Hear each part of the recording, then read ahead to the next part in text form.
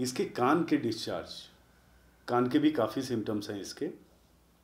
तो इसके कान में से पीला गाढ़ा रंग का, जैसे इसका ओटाइटिस मीडिया या जिसे कान का बहना कहते हैं या ओटोरिया कहते हैं, उसमें गाढ़ा पीला रंग का डिस्चार्ज होता है जो बहुत बदबूदार होता है। अगर लाइकोपोडियम के पेशेंट को स्कारलेट फीवर हुआ और उसको ठीक से ठीक नहीं किया गया तो ओटोरिया के कंप्लेंट्स आ जाते हैं।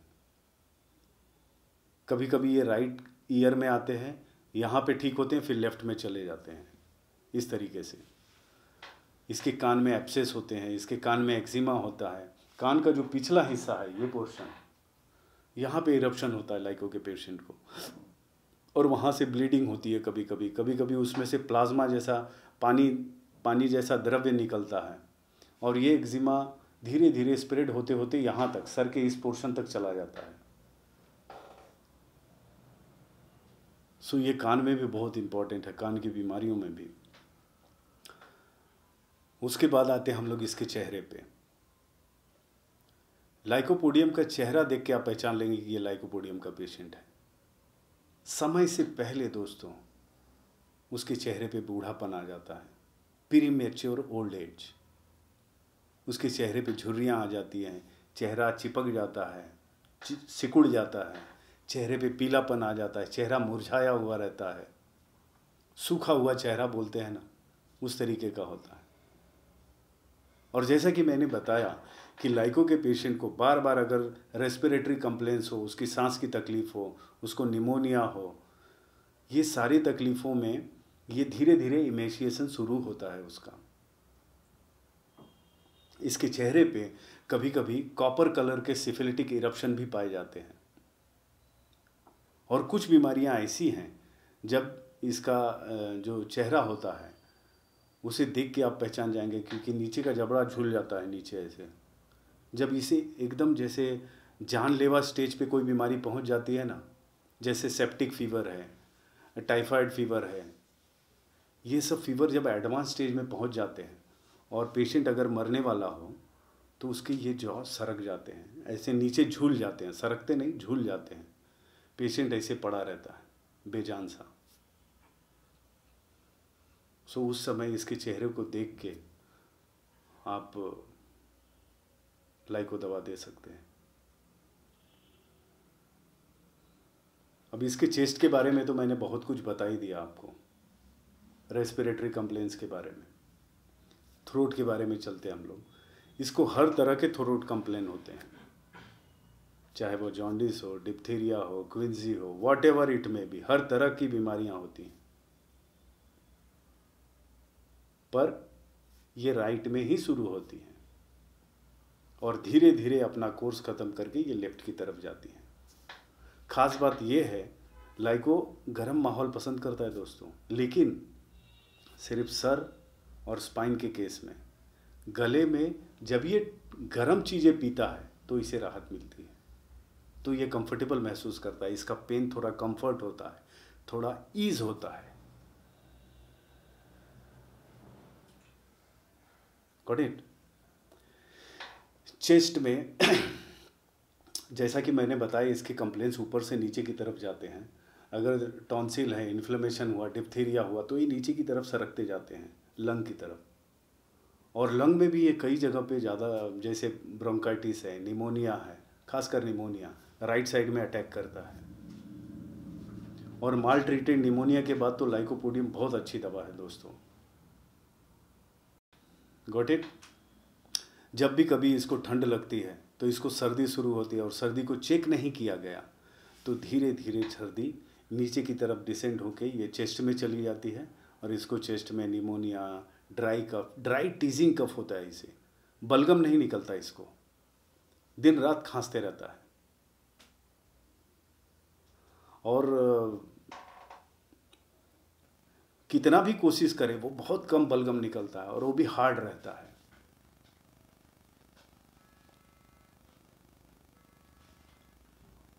इसके बच्चे को ये रेस्पिरेटरी कंप्लेंट्स के दौरान कंजस्टिव हेडेक होते हैं दोस्तों, और वो कंजस्टिव हेडेक कभी कभी उसके ब्रेन पे भी असर डालता है। जैसे समझिए रेस्पिरेटरी कंप्लेन है बच्चे को, और वो बच्चा सोया हुआ है, अचानक वो बच्चा डर के उठता है और थोड़े टाइम के लिए उसका कॉन्शियस नहीं रहता, वो चारों बाजू ऐसे देखता है, उसको सब स्टेज, वो अपने माइंड को कलेक्ट नहीं कर पाता, कन्फ्यूज़न पैदा करता है, कंजेशन ऑफ ब्रेन कन्फ्यूज़न पैदा करता है। थोड़ी देर बाद वो सबको पहचानता है, ये मेरे मम्मी है, ये पापा है, ये नर्स है, ये दादा है, ये दादी है। जब वो देख लेता है, सबको पहचान लेता है, तो शांत हो जाता है, फिर वो सो जाता है। लेकिन फिर थोड़ी देर बाद उसी तरह घबरा के उठता है वो। एक बात और बताना भूल गया मैं, ये बच्चे जैसे रेड सैंड का मैंने बताया, यूरिन करते समय भी रोते हैं दोस्तों। जब वो सैंड पास होता है ना यूरेथ्रा से, तो पेन होता है। ठीक है, हम लोग रेस्पिरेटरी कंप्लेंट्स में थे। अब चलते हैं डाइजेशन की तरफ। लाइकोपोडियम को मीठा बहुत पसंद होता है दोस्तों, मीठा बहुत चाव से खाता है वो एस्टर से उसको तकलीफ़ें बढ़ जाती हैं। लाइकोपोडियम के पेशेंट को भूख नहीं लगती, या भूख लगती है, वो बस डिनर टेबल पे गया, एक दो निवाला खाता है, उसका पेट भर जाता है, फूल जाता है पेट, बस 2 निवाले में वो बोलता है मेरा पेट भर गया। ऐसे लगता है कि एक्चुअल में ये पेट थोड़ी भरता है, 2 निवाले से पेट थोड़ी भरेगा, लेकिन वो सब फटाफट गैस में बदलने लगता है। इसका डाइजेशन बुरी तरह से इम्पेयर्ड हुआ रहता है। और जब गैस बनती है तो वो गैस ऊपर की तरफ कभी कभी प्रेस करती है। जनरली लाइकोपोडियम का लोअर पोर्शन है ना पेट का, वो मैं आपको बाद में बताऊंगा। गैस कभी कभी लाइकोपोडियम का ऊपर की तरफ प्रेस करती है। It is very rare but it occurs. तो डायफ्राम को जब प्रेस करती है तो ऊपर हार्ट और लंग होता है, उस पर प्रेशर जाता है, और उसकी वजह से पैल्पिटेशन होता है, घबराहट होती है, बेचैनी होती है, डर लगता है उसे, और कभी कभी वो फेंट भी हो जाता है। इस अवस्था में जब डायफ्राम पे प्रेशर हो, हार्ट पे प्रेशर हो, तो ऐसी अवस्था में वो बड़ा सेंसिटिव हो जाता है। उसे आवाज़ सहन नहीं आती, उसे बोलना पसंद नहीं आता। अगर थोड़ा ज़ोर से आवाज़ हो गया तो हो सकता है वो फेंट हो जाए। Got it? लाइकोपोडियम के पेशेंट को प्यास कम लगती है दोस्तों, पर कभी कभी ऐसा भी होता है कि लाइकोपोडियम के पेशेंट को एकदम भूख नहीं रहती, और वो खाना खाने बैठे तो वो ज़्यादा खा लेता है। ऐसा भी देखा गया है, ये भी होता है। पेट में गैस के लिए मटेरिया मेडिका में, होम्योपैथिक मटेरिया मेडिका में 3 दवाइयाँ प्रमुख हैं, मेन है 3 दवाइयाँ, कार्बोवेज, लाइकोपोडियम एंड चाइना। ठीक है, कार्बोवेज है वो पेट के ऊपरी पोर्शन के लिए इंपॉर्टेंट है, यहाँ पे गैस इकट्ठी होती है कार्बोवेज को। लाइकोपोडियम को पेट के निचले हिस्से में, और चाइना सारे पेट में उसकी गैस इकट्ठा होगी। एक और साइट है लाइकोपोडियम के पेट में गैस इकट्ठा होने के, ये स्प्लीनिक फ्लेक्चर ऑफ कोलोन, इस पोर्शन में, यहाँ पे ये है लेफ्ट साइड में, लेकिन यहाँ पे कलेक्ट होता है। लाइकोपोडियम हर्निया की भी अच्छी दवा है दोस्तों। जब राइट साइड हर्निया हो, लाइको के और सिम्टम मिलें, तो ये हर्निया भी ठीक कर देता है। जब भी लाइकोपोडियम पेशेंट को लीवर की तकलीफ होती है, तो ये लीवर के रीजन में सूजन हो जाता है। ये गॉल ब्लैडर में स्टोन के लिए भी अच्छी दवा है। तो जब लीवर की कंप्लेन होती है लाइकोपोडियम पेशेंट को, तो उस समय कभी कभी बाइल की वॉमिटिंग होती है, मुंह से कड़वा पानी निकलता है। बाइल पित्त कड़वा होता है ना, कड़वा पानी निकलता है।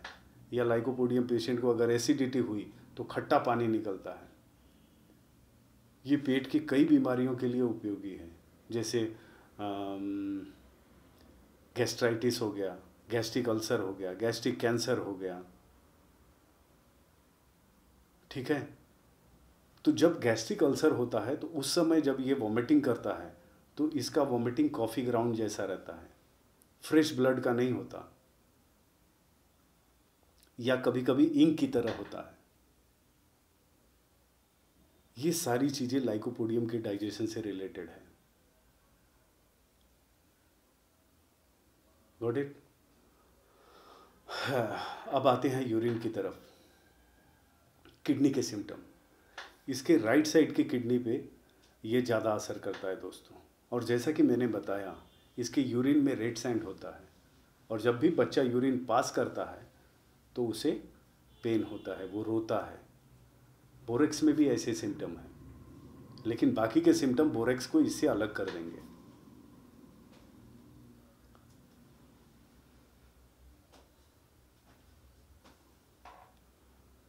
लाइकोपोडियम के पेशेंट को जब भी कभी रीनल स्टोन की तकलीफ़ होती है तो वो राइट साइड में ही होती है, अक्सर राइट साइड में होती है। कभी कभी लाइकोपोडियम के पेशेंट का यूरिन स्टॉप हो जाता है, बंद हो जाता है। वहाँ पर भी अगर लाइको के सिम्टम मिले दोस्तों तो ज़रूर दीजिए, ये ठीक कर देता है।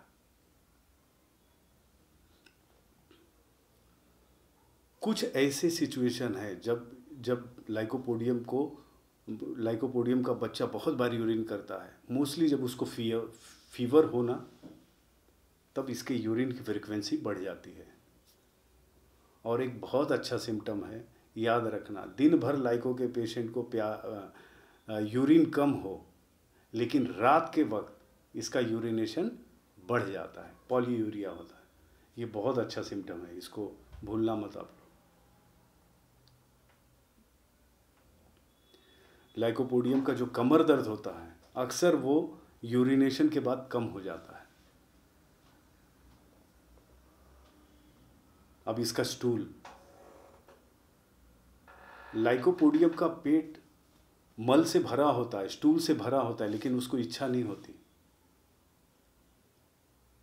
ऐसे फीलिंग नहीं आता कि जाए वो वॉशरूम में जाए या टॉयलेट ये मोशन के लिए जाए। जैसे नक्सोमिका में है ना, इनएक्टिविटी ऑफ पेरिस्टाल्टिक मूवमेंट, इसमें है रेक्टम जो होता है ना, वो कंट्रोल खो देता है। जब भी वो मोशन के लिए जाता है वो कॉन्ट्रैक्ट हो जाता है, और जब इसका मोशन होता भी है तो इसका पहला पोर्शन हार्ड होता है, बाकी सॉफ्ट होता है। Got it. ये जेनाइटल्स पे बहुत ज़्यादा उपयोगी है दोस्तों। बहुत बार ऐसा होता है कि आदमी जवानी में गलतियां करता है, मैस्टरबेशन हो या मल्टीपल रिलेशन रखता है, तो ऐसे पेशेंट को सेक्सुअल प्रॉब्लम्स आते हैं लाइकोपोडियम में।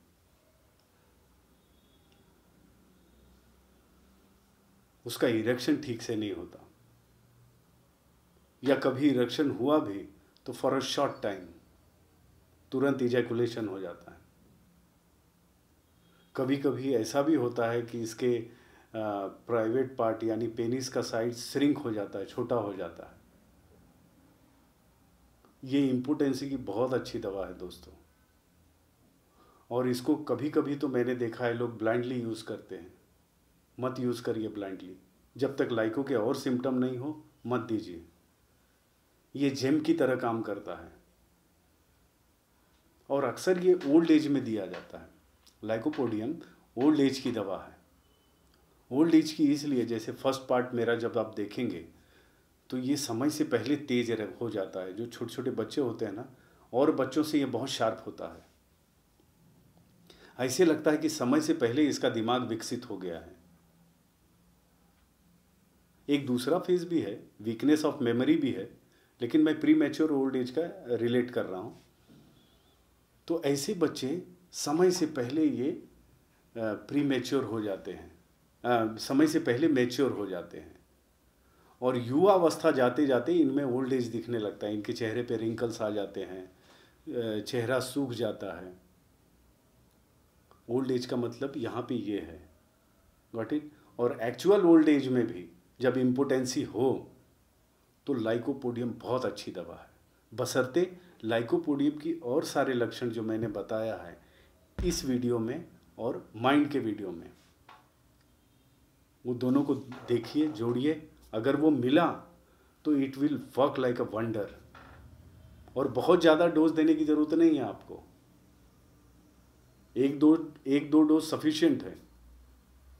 लेकिन इसके हाई पोटेंसी ही दीजिए, लो पोटेंसी में ये अच्छा काम नहीं करता।